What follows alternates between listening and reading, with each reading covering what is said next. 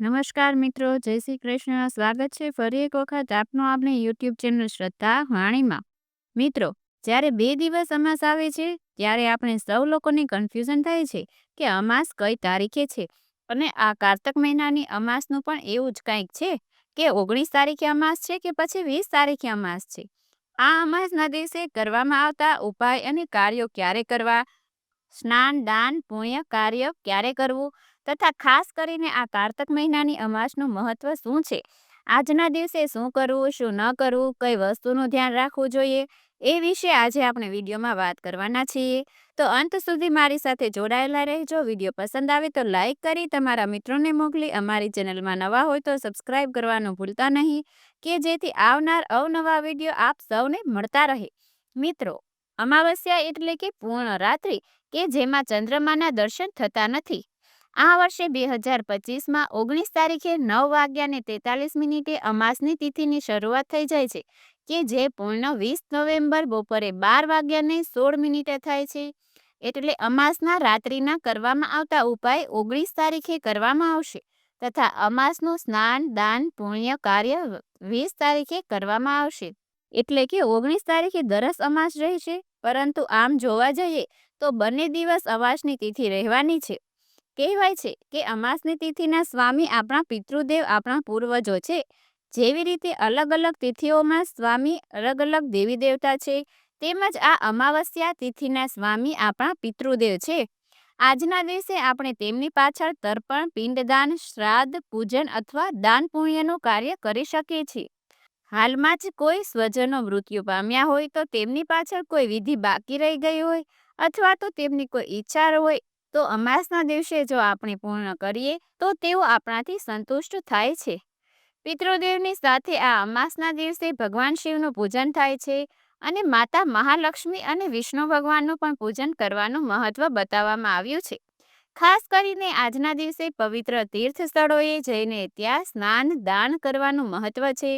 જો પવિત્ર તીર્થ સ્થળોએ ન જઈ શકીએ તો ઘરે ગંગાજળ ઉમેરીને સ્નાન કરીએ છીએ તો તેનાથી પણ આપણને ઘણો લાભ મળે છે. કહેવાય છે કે અમાસના દિવસે રાત્રિના સમયે અથવા તો સૂર્યાસ્ત પછી બને ત્યાં સુધી મુસાફરી કરવાનું ટાળવું જોઈએ.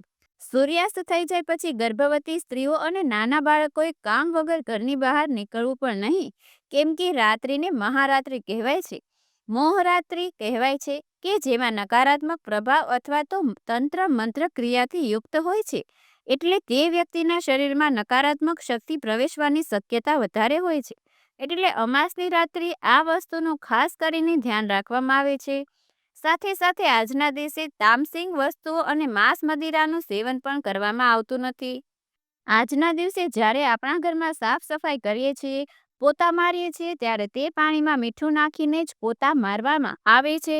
તો કહેવાય છે કે આપણા ઘરમાં રહેલી નકારાત્મક શક્તિનો પ્રભાવ ઓછો થઈ જાય છે, કે જેનાથી જો આપણા ઘરમાં કલેશ કંકાસ રહેતો હોય, લડાઈ ઝઘડા થતા હોય તો તેમાં પણ રાહત મળે છે અને ઘરમાં સુખ સમૃદ્ધિનું વાતાવરણ બને છે. આ અમાસના દિવસે વહેલા સવારે ઉઠીને પવિત્ર નદીઓમાં સ્નાન કરીને સૂર્યનારાયણને અર્ઘ્ય આપીને પિતૃ કાર્ય કરવાથી પણ લાભની પ્રાપ્તિ થાય છે. પિતૃઓ આપણા ઉપર પ્રસન્ન થાય છે. આજના દિવસે સવારે વહેલા ઉઠી શુદ્ધ વસ્ત્ર ધારણ કરીને અને એ પછી ઘરના મંદિરમાં જે કોઈ પણ આપણા ઈષ્ટ દેવતા દેવી બિરાજમાન હોય તેમનું પૂજન કરવું જોઈએ. ઘરની સાફ સફાઈ કરવી જોઈએ અને ત્યારબાદ ઈષ્ટ દેવતાની વિધિપૂર્વક પૂજન કરવું જોઈએ. મંત્ર જાપ કરવા જોઈએ, પાઠ કરવા જોઈએ. જો શિવલિંગ હોય તો તેનો જળાભિષેક દૂધથી અભિષેક કરવો જોઈએ. તેને બીલીપત્ર, ભાંગ, ધતુરો, વિવિધ પુષ્પો, ફળ આદિ સમર્પિત કરવા જોઈએ. કહેવાય છે કે જો કોઈની કુંડળીમાં કાળ સર્પદોષ હોય, વિષદ દોષ હોય અથવા તો કુંડળીમાં કોઈ પણ ખરાબ દોષ હોય કે મન અશાંત રહેતું હોય તો મનના કારક પણ ચંદ્રમા છે અને ચંદ્રમાના સ્વામી ભગવાન શિવ છે. એટલા માટે શિવલિંગ ઉપર એક લોટો જલ અને એક બીલીપત્ર અર્પણ કરવાથી આપણને તે દોષોમાંથી રાહત મળે છે. આજે હર અને હરિ બંનેની પૂજા થાય છે.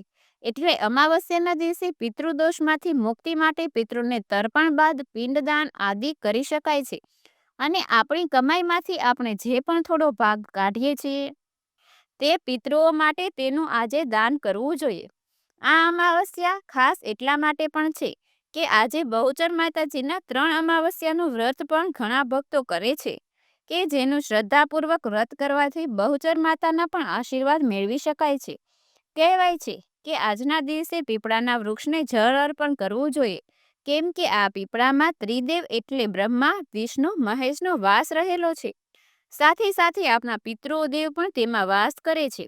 એટલે જે કોઈ વ્યક્તિ આજે પીપળે પાણી રેડવા જાય છે, તેનાથી બ્રહ્મા, વિષ્ણુ, મહેશ અને આપણા પિતૃઓને તૃપ્ત થાય છે.